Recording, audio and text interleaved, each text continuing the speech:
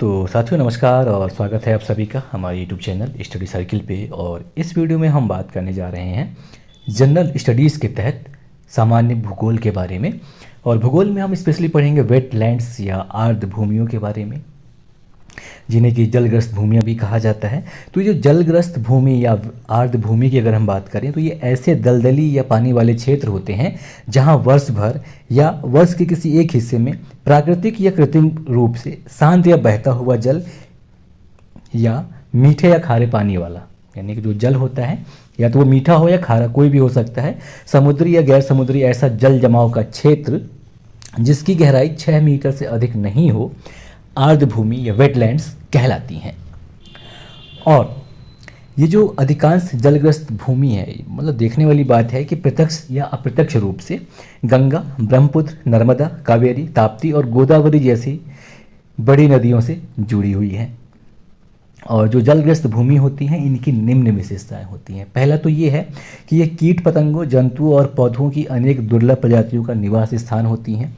इसके अलावा पारिस्थितिक व्यवस्था बनाए रखते हुए ये पोषक तत्वों का पुनर्निर्माण और जहरीले तत्वों को निष्क्रिय करने का कार्य करते हैं। इसके लिए इसे प्रकृति का गुर्दा या किडनी ऑफ नेचर भी कहा जाता है वेटलैंड को।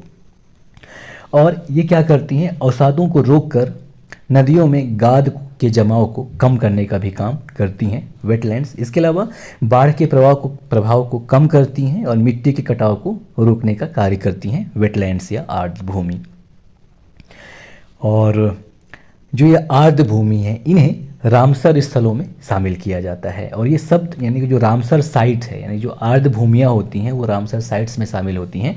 तो जो रामसर साइट्स है असल में तब गढ़ा गया जब 1971 ईस्वी में ईरान के रामसर नामक शहर में आर्द्र भूमि के संरक्षण और सतत उपयोग के लिए एक अंतर्राष्ट्रीय संधि पर हस्ताक्षर किया गया था। और भारत इस सम्मेलन में वर्ष 1982 में शामिल हुआ। उसके पश्चात पर्यावरण, वन एवं जलवायु परिवर्तन मंत्रालय के द्वारा इसके संरक्षण के लिए वर्ष 1987 से राष्ट्रीय आर्द्र या दलदली भूमि संरक्षण कार्यक्रम चला रहा है भारत सरकार का पर्यावरण वन जलवायु परिवर्तन मंत्रालय के द्वारा। अब बात करें कि रामसर साइटें होती क्या हैं, तो असल में जो रामसर साइटें हैं ये कोई भी आर्द्र भूमि जिसे कि रामसर कन्वेंशन के तहत सूचीबद्ध किया गया हो, जिसका उद्देश्य इस आर्द्र भूमि का संरक्षण करना और इसके प्राकृतिक संसाधनों के सतत उपयोग को बढ़ावा देना है, रामसर साइट कहलाती हैं। और ये जो रामसर कन्वेंशन है इन्हें वेटलैंड कन्वेंशन के रूप में भी जाना जाता है। और इसकी स्थापना जैसे कि पहले बताया कि सन 1971 में हुआ था और यूनेस्को के द्वारा इसकी स्थापना की गई थी और यह सन 1975 से लागू हुआ था।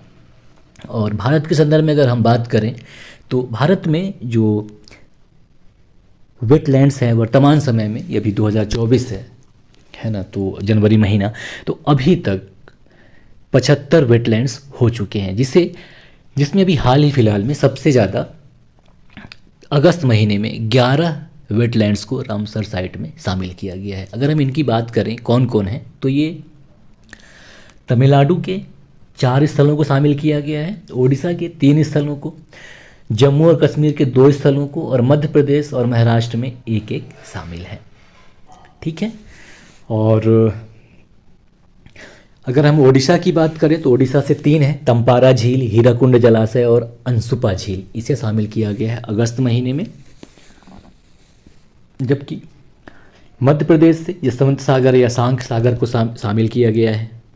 तो ये जो यशवंत सागर झील है असल में ये मध्य प्रदेश के इंदौर शहर में है, जबकि इससे पहले जो शामिल किया गया था मध्य प्रदेश का वो सांख सागर झील है। तो मध्य प्रदेश में वेटलैंड्स 3 हैं। खैर, लेकिन हम बात कर रहे थे वर्ष 2023 की, जो अगस्त में शामिल किया गया है ना। और तमिलनाडु की अगर हम बात करें तो तमिलनाडु से 4 हैं, जिसमें पहला है चित्रांगुडी पक्षी अभ्यारण्य, दूसरा है सुचिंद्रम थेरूर वेटलैंड कॉम्प्लेक्स, और तीसरा है वुडबूर पक्षी अभ्यारण्य, और चौथा है कांजीरकुलम पक्षी अभ्यारण्य। इसके अलावा महाराष्ट्र की बात करें तो महाराष्ट्र से ठाणे क्रीक को शामिल किया गया है अगस्त 2023 में। इसके अलावा जम्मू कश्मीर से 2 हैं, तो इनमें एक है हाईगम वेटलैंड कंजर्वेशन रिजर्व और दूसरा है इसमें सालबुग वेटलैंड कंजर्वेशन रिजर्व।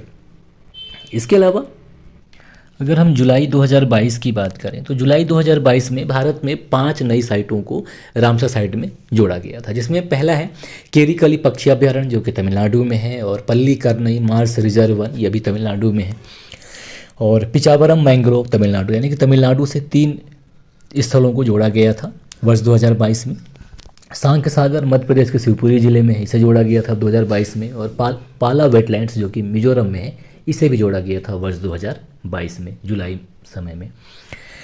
और फैक्ट की बात करें तो तमिलनाडु में सबसे अधिक रामसर स्थल है, जिनकी संख्या 14 है। 2023 यानी कि वर्ष 2023 के अंतिम तक, यानी कि 2024 जनवरी समय भी यही स्थिति है कि तमिलनाडु में सबसे अधिक रामसर स्थल है, इनकी संख्या 14 है। जबकि इसके बाद सेकंड नंबर पर उत्तर प्रदेश आता है, जहां रामसर स्थलों की संख्या 10 है।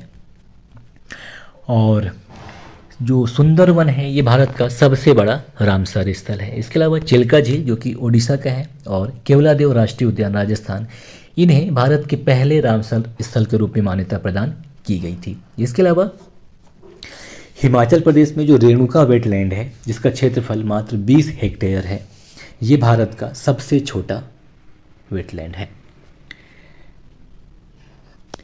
अब बात करें कि जो ये रामसर कन्वेंशन है ये कैसे काम करता है, तो असल में कुछ सहयोग मतलब कुछ संगठन है जिसके साथ ये मिलकर काम करता है, जिसमें प्रमुख है जिसके साथ ये मिलकर काम करता है वो है IUCN यानी कि इंटरनेशनल प्रकृति संरक्षण के लिए अंतर्राष्ट्रीय संघ, और दूसरा है वर्ल्ड लाइफ इंटरनेशनल, तीसरा है IWMI यानी कि अंतर्राष्ट्रीय जल प्रबंधन संस्थान। इसके अलावा वेटलैंड्स इंटरनेशनल और वाइल्ड फावल एंड वेटलैंड्स ट्रस्ट, इसके अलावा WWF इंटरनेशनल, मतलब इन संगठनों के सहयोग से जो वेटलैंड कन्वेंशन है या रामसर कन्वेंशन है ये काम करता है। अब एक आता है वेटलैंड्स में ही मॉन्ट्रो रिकॉर्ड। तो भारत में मॉन्ट्रो रिकॉर्ड के तहत 2 वेटलैंड हैं जो इसमें शामिल हैं, जिसमें पहला है केवलादेव राष्ट्रीय पार्क जो कि भरतपुर राजस्थान में है, और दूसरा है लोकटक झील जो कि मणिपुर निंगोथाई कोंग में स्थित है। यानी कि भारत के 2 वेटलैंड्स ऐसे हैं जो कि मॉन्ट्रो रिकॉर्ड में शामिल हैं। अब बात करें कि मॉन्ट्रो रिकॉर्ड होते क्या हैं, तो असल में मॉन्ट्रो रिकॉर्ड में अंतर्राष्ट्रीय महत्व के आर्द्र भूमियों की सूची में ऐसे आर्द्र भूमियों को मतलब ऐसे आर्द्र भूमि स्थलों का एक रजिस्टर होता है जहां तकनीकी विकास, प्रदूषण या अन्य मानवीय हस्तक्षेप के परिणाम स्वरूप पारिस्थितिकी में जो परिवर्तन होता है या हो रहा है या होने की संभावना है, उसको दर्शाने के लिए इसे मॉन्ट्रो रिकॉर्ड में रखा जाता है। तो भारत के संदर्भ में जैसा कि बता चुका हूँ आपको, 2 हैं, केवलादेव राष्ट्रीय पार्क हैं और लोकटक झील है। तो केवलादेव भरतपुर राजस्थान में है, जबकि लोकटक झील जो है ये मणिपुर राज्य में स्थित है। और कुछ अगर वेटलैंड्स की अगर हम बात करें तो आंध्र प्रदेश में कोलेरू झील ये भी वेटलैंड्स है, जबकि असम में दीपोर बिल ये असम का वेटलैंड है, और हिमाचल प्रदेश में पोंग डैम झील, और रेणुका जो सबसे छोटा है, और चंद्रताल आर्द्र भूमि ये हिमाचल प्रदेश में है।